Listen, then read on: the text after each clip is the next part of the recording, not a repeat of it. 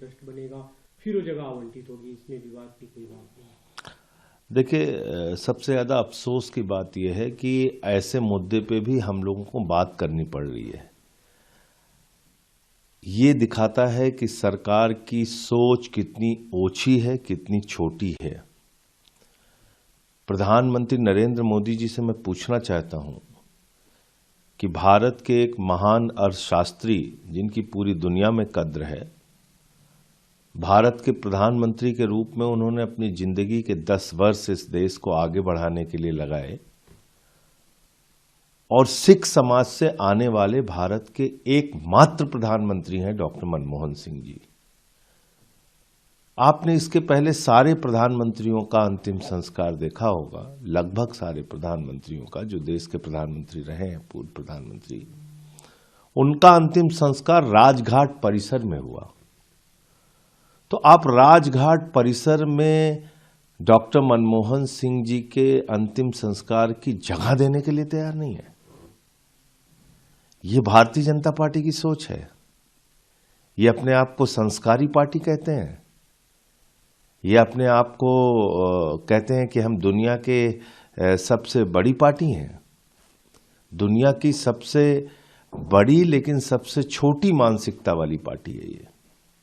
बहुत अफसोस है मुझे, और ये कहीं ना कहीं पूरे दुनिया में रहने वाला और भारत में रहने वाला एक एक व्यक्ति शर्मसार है कि मोदी सरकार ये क्या कर रही है। देश के प्रधानमंत्री रह चुके एक व्यक्ति को आप अंतिम संस्कार के लिए राजघाट परिसर में जगह देने को तैयार नहीं है। एक पूर्व प्रधानमंत्री का नाम बताइए जिसका निगमबोध घाट में अंतिम संस्कार हुआ हो। वाजपेयी जी हो या किसी का भी नाम आप ले लीजिए, राजीव जी हो, इंदिरा जी हो, किसी का नाम ले लीजिए आप। कांग्रेस पार्टी एक सवाल खड़े करी कि जब नरेंद्र मोदी प्रधानमंत्री थे, अटल बिहारी वाजपेयी की जब अंत्येष्टि हुई तब उनके लिए एक जगह आवंटित की गई थी और ऐसा भेदभाव किया जा रहा है। तो मैं वही तो आपसे कह रहा हूं कि ये भेदभाव क्यों किया जा रहा है। ये दिखाता है कि दुनिया की सबसे बड़ी पार्टी सबसे छोटी मानसिकता वाली और छोटे दिल वाली पार्टी है। दुनिया का सबसे बड़ा दल सबसे छोटे दिल का दल है। तो ये भारतीय जनता पार्टी की सोच को, प्रधानमंत्री नरेंद्र मोदी जी की सोच को उजागर करता, और सिख समाज से आने वाले एकमात्र प्रधानमंत्री हैं डॉक्टर मनमोहन सिंह जी।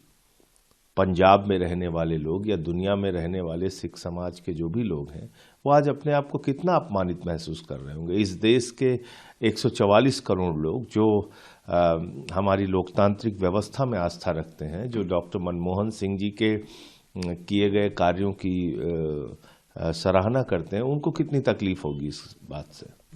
तो आज पूरी दुनिया में क्या छपेगा, क्या लिखा जाएगा कि भारत में एक ऐसी सरकार है जो अपने एक पूर्व प्रधानमंत्री के लिए राजघाट परिसर में जगह देने को तैयार नहीं है, उनके परिवार की इच्छा के अनुरूप अंतिम संस्कार और अंत्येष्टि करने के लिए तैयार नहीं है। तो ये बहुत दुर्भाग्यपूर्ण है। जैसे कि मैं सो रहा हूँ तो पिताजी को जगाना है मुझे, तो वो डायरेक्ट उठाने के बजाय, और हिंसा की परंपरा मेरे यहाँ नहीं थी सौभाग्य से, तो वो क्या करते थे कि उस कमरे में आ जाएंगे या बाहर से गुजरेंगे और चौपाई बोलेंगे, प्रात काल उठ गए रघुनाथा मात पिता गुरु नावई माता। कभी कभी मैं गुस्से में उठ करके अरे पापा, तो चरण स्पर्श किया और सो गया। मैंने कहा अब मत उठाना।